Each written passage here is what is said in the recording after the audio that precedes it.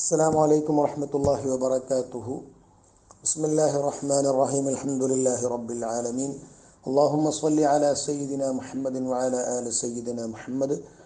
അഖീദ ഇസ്ലാമിക വിശ്വാസം class number 27. നാം ഇപ്പോൾ സംസാരിച്ചു കൊണ്ടിരിക്കുന്നത് കഴിഞ്ഞ രണ്ട് ക്ലാസ്സുകളിൽ സംസാരിച്ചത് നുബുവത്ത് അഥവാ അമ്പിയാക്കന്മാരിൽ വിശ്വസിക്കുന്നതിനെ കുറിച്ചാണ്.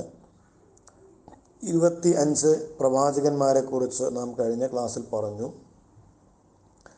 ഈ 25 പ്രവാചകന്മാരിൽ നിന്ന് തിരഞ്ഞെടുക്കപ്പെട്ട വളരെ വിശിഷ്ടമായ സ്ഥാനമുള്ള പ്രവാചകന്മാരാണ് ഉലുൽ അസ്മ് എന്നറിയപ്പെടുന്നത്. അസ്മ് എന്ന് പറഞ്ഞാൽ ദൃഢനിശ്ചയം, ഉറച്ച തീരുമാനം, അടിയുറച്ച വിശ്വാസം. ഏത് മല പോലെയുള്ള പ്രതിസന്ധികൾ വന്നാലും അത് തരണം ചെയ്യാനുള്ള ശേഷിയുള്ളവർ. അങ്ങനെയുള്ള ഉലുൽ അസ്മ് 5 പ്രവാചകന്മാരാണുള്ളത്. ഈ 25 പ്രവാചകന്മാരിൽ നിന്നും 5 പ്രവാചകന്മാർ ഉലുൽ അസ്മാണ്. ആരാണത്?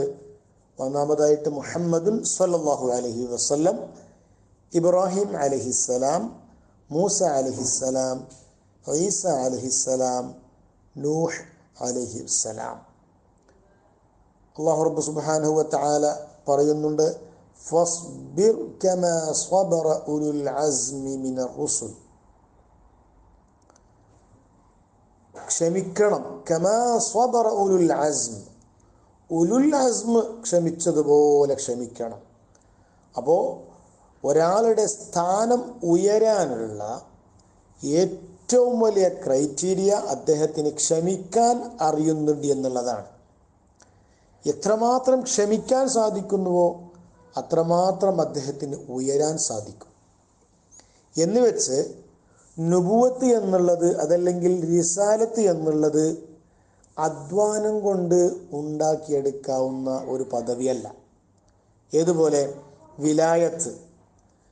വിലായത്ത് അള്ളാഹുവിൻ്റെ സാമീപ്യം കരസ്ഥമാക്കുക, ഒരു വലിയ ആവുക എന്നുള്ളത് ഒരുപാട് അടിമ അങ്ങോട്ട് അധ്വാനിക്കുമ്പോൾ അള്ളാഹു താല നൽകും. അതല്ലെങ്കിൽ അള്ളാഹു താല ഇഷ്ടപ്പെട്ടവർക്ക് അവൻ നൽകും. പക്ഷേ നുബുവത്ത് അങ്ങനെയല്ല. കുറേ അള്ളാഹുവിനെ ആരാധിച്ചതുകൊണ്ട് അള്ളാഹു താല ഒരാളെ നബിയാക്കൂല. കുറേ അള്ളാഹുവിൻ്റെ സാമീപ്യം കരസ്ഥമാക്കാൻ വേണ്ടി ഒറ്റയ്ക്കിരുന്ന് ഏകാന്തവാസം നയിച്ച് കുറേ അങ്ങോട്ട് ധ്യാനിച്ചതുകൊണ്ട് അള്ളാഹു താല ഒരാളെ നബിയാക്കുകയില്ല. നുബുവത്ത് എന്നുള്ളത് അള്ളാഹുവിൻ്റെ അത് മഹ്ദ് ഫദ്ലാണ്. അഥവാ അള്ളാഹു തആല ഉദ്ദേശിച്ചവർക്ക് അവൻ ഔദാര്യമായി കൊടുക്കുന്നൊരു സംഗതിയാണ്. ഖുർആനിൽ പറയുന്നുണ്ട്, അല്ലാഹു അഅലമു ഹൈസു യജ്അലു റിസാലതഹു. എവിടെ ആരെ റിസാലത്തോടെ അയക്കണമെന്ന്, മുർസലാക്കണമെന്ന്, പ്രവാചകനായി പ്രഖ്യാപിക്കണമെന്ന് അള്ളാഹുവിനറിയാം. അല്ലാഹു തആല ഉദ്ദേശിക്കുമ്പോൾ ഉദ്ദേശിക്കുന്ന വ്യക്തിയെ ഉദ്ദേശിക്കുന്ന സ്ഥലത്ത് വെച്ചുകൊണ്ട് അല്ലാഹു തആല മുർസലാക്കി അയക്കും. അപ്പോൾ എന്തല്ല, നുബുവത്ത് എന്നുള്ളത് അധ്വാനിച്ച് കിട്ടുന്ന ഒരു സംഗതിയല്ല. അള്ളാഹുവിൻ്റെ മഹദ് ഫദ്ല് കൊണ്ട് മാത്രം കിട്ടുന്ന, ഔദാര്യം കൊണ്ട് മാത്രം കിട്ടുന്ന ഒരു സംഗതിയാണ്. ഇനി നാം മുർസലുകൾ ചെയ്യുന്ന ജോലി എന്തൊക്കെയാണെന്ന് നോക്കാം. ഒന്നാമതായിട്ട് അതല്ലെങ്കിൽ പ്രവാചകന്മാർ ചെയ്യുന്ന ജോലി, ഒന്നാമതായിട്ട് അവർ വഹീനെ സ്വീകരിക്കുന്നു എന്നുള്ളതാണ്. വഹീനെ സ്വീകരിക്കുന്നു. അള്ളാഹുവിൻ്റെ ദിവ്യ സന്ദേശം സ്വീകരിക്കുക എന്നുള്ളത് അവരുടെ ജോലിയാണ്. ഇന്ന ഔഹൈന ഇലൈക കമാ ഔഹൈന ഇലാ നൂഹിൻ വന്നബിയ്യീന മിൻ ബഅദിഹി. എല്ലാ പ്രവാചകന്മാർക്കും അള്ളാഹു തആല വഹീ ഇറക്കുന്നുണ്ട്. അപ്പോൾ വഹീ സ്വീകരിക്കാൻ അവർക്ക് പ്രാപ്തിയുണ്ടാകണം. രണ്ടാമതായിട്ട് സ്വീകരിച്ച വഹീ അഥവാ മെസ്സേജ് അത് ജനങ്ങൾക്ക് എത്തിച്ചു കൊടുക്കുന്നു എന്നുള്ളതാണ്. എത്തിച്ചു കൊടുക്കുക എന്നുള്ളത് അവരുടെ ഉത്തരവാദിത്തമാണ്. യാ അയ്യുഹർ റസൂലു ബല്ലിഗ് മാ ഉൻസില ഇലൈക മിർ റബ്ബിക്, ഓ നബിയേ ബല്ലിഗ് മാ ഉൻസില ഇലൈക മിർ റബ്ബിക്, പടച്ചവൻ ഇറക്കിയ ആ ഗ്രന്ഥം, ആ വഹി, അത് ജനങ്ങൾക്ക് എത്തിച്ചു കൊടുക്കണം എന്ന് അല്ലാഹു റബ്ബ് സുബ്ഹാനഹു വ തആല റസൂലുള്ളാഹി സ്വല്ലല്ലാഹു അലൈഹി വസല്ലം തങ്ങളോട് പറയുന്നു. മൂന്നാമതായിട്ട് അള്ളാഹുവിൻ്റെ ഗ്രന്ഥം അവർ വിശദീകരിച്ചു കൊടുക്കുന്നുണ്ടെന്നുള്ളതാണ്. അഥവാ പരിശുദ്ധ ഖുർആനിൻ്റെ ഒന്നാമത്തെ മുഫസ്സിർ, ഒന്നാമത്തെ വ്യാഖ്യാതാവ് അത് ആര് തന്നെയാണ്? അത് റസൂലുള്ളാഹി സ്വല്ലല്ലാഹു അലൈഹി വസല്ലം തങ്ങൾ തന്നെയാണ്. റസൂലുള്ളാഹി സ്വല്ലല്ലാഹു അലൈഹി വസല്ലം തങ്ങളാണ് അവിടുന്ന് ആദ്യമായിട്ട് ഖുർആൻ അതിൻ്റെ വിശദീകരണം നൽകിയത്. അതും ഒരു പ്രവാചകന്റെ ഉത്തരവാദിത്തമാണ്. തൗറാത്ത് വിശദീകരിക്കുക എന്നുള്ളത് മൂസാ നബി അലൈഹിസ്സലാമിൻ്റെ ഉത്തരവാദിത്തമാണ്.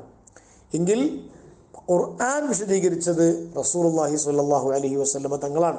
അതുകൊണ്ട് തന്നെ ഇസ്ലാമിൻ്റെ പ്രമാണങ്ങൾ ഖുർആൻ മാത്രമല്ല, ഹദീസും പ്രമാണമാണ്. ഖുർആനിൻ്റെ വിശദീകരണങ്ങൾ, ഒരുപക്ഷെ ഖുർആൻ നേരിട്ട് പറയാത്ത പല സംഗതികളും ഹദീസിൽ നിന്നാണ് നാം പഠിക്കുന്നത്. നാലാമത്തെ ഉത്തരവാദിത്വം, അവർ കൃത്യമായി ജീവിച്ച് കാണിച്ചു തരുന്നു. പ്രവാചകന്മാർ കേവലം ഉപദേശിക്കുകയല്ല ചെയ്യുക, ഉപദേശിച്ച കാര്യങ്ങൾ എന്താണോ അവർ പറയുന്നത് അത് അവർ ജീവിതത്തിൽ കാണിച്ചു തരും. പ്രാക്ടിക്കലായി അവർ കാണിച്ചു തരും.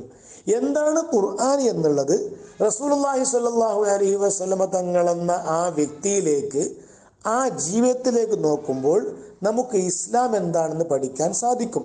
ലഖദ് കാന ലക്കും ഫീ റസൂലില്ലാഹി ഉസ്വത്തുൻ ഹസന.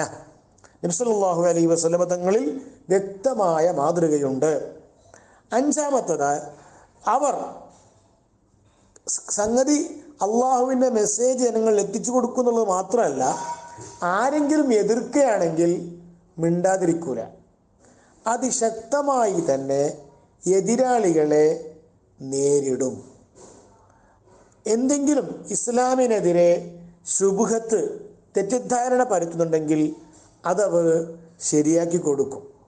എല്ലാ ചോദ്യങ്ങൾക്കും അവർ മറുപടി പറയും. അതിശക്തമായ നിലക്ക് ശത്രുക്കളെ അവർ നേരിടും. ശത്രുക്കളിൽ നിന്ന് അവർ ഒളിച്ചു പോവുകയില്ല. ഉദ്ഉ ഇലാ സബീലി റബ്ബിക ബിൽ ഹിക്മതി വൽ മൗഇദത്തിൽ ഹസന വജാദിൽഹും ബില്ലത്തി ഹിയ അഹ്സൻ. വളരെ നല്ല ശൈലി ഉപയോഗിച്ചുകൊണ്ട് ശത്രുക്കളെ അവർ നേരിടും. ആറാമതായിട്ട്, അവർ പിന്തുടരുന്ന വിശ്വാസികൾക്ക് കൃത്യമായ തർബിയത്ത് ചെയ്യും. അഥവാ അവർക്ക് വേണ്ട ട്രെയിനിങ് കൊടുക്കും. ആത്മീയമായി എങ്ങനെ ഉയരാം, അള്ളാഹുവിൻ്റെ സാമീപ്യം എങ്ങനെ കരസ്ഥമാക്കാം എന്ന വിഷയം വളരെ കൃത്യമായി അവരെ ഫോളോ ചെയ്യുന്ന ജനങ്ങൾക്ക് കൃത്യമായി പറഞ്ഞു കൊടുക്കുകയും നല്ല ഒരു മാർഗദർശിയായിട്ട് പ്രവർത്തിക്കുകയും ചെയ്യും. റസൂലുള്ളാഹി സ്വല്ലല്ലാഹു അലൈഹി വസല്ലം തങ്ങളെ കുറിച്ച് പറയുന്നുണ്ട്, വയുസക്കീഹിം വയുഅല്ലിമുഹുൽ കിതാബ വൽ ഹിക്മ. അവർ, പ്രവാചകന്മാർ ജനങ്ങൾക്ക് എന്ത് ചെയ്യുന്നു? തസ്കിയത്ത് ചെയ്യുന്നു, സംസ്കരിച്ചെടുക്കുന്നു, അവർക്ക് പഠിപ്പിച്ചു കൊടുക്കുന്നു. ഇതും അവരുടെ വളരെ പ്രധാനപ്പെട്ട ഡ്യൂട്ടിയാണ്. പക്ഷേ ഈ ഡ്യൂട്ടികളൊക്കെ കൃത്യമായി നിർവഹിക്കണമെങ്കിൽ അവരിൽ 4 വിശേഷണങ്ങൾ ആവശ്യമാണ്. ഒരുപാട് വിശേഷണങ്ങൾ വേണം, പക്ഷെ അതൊക്കെ 4 വിശേഷണങ്ങളിൽ പണ്ഡിതന്മാർ ക്ലിപ്തപ്പെടുത്തി അത് നാം അറിഞ്ഞിരിക്കണമെന്നും പറഞ്ഞിട്ടുണ്ട്. ഏതാണത്? സിദ്ഖ്, അമാനത്ത്, തബ്ലീഗ്, ഫതാനത്ത്. ഇൻഷാ അല്ലാഹ് ആ 4 വിശേഷണങ്ങളെക്കുറിച്ചുള്ള വിശദമായ വിശദീകരണം അടുത്ത ക്ലാസ്സിൽ പറയാം. അസ്സലാമു അലൈക്കും വറഹ്മത്തുള്ളാഹി വബറകാതുഹു.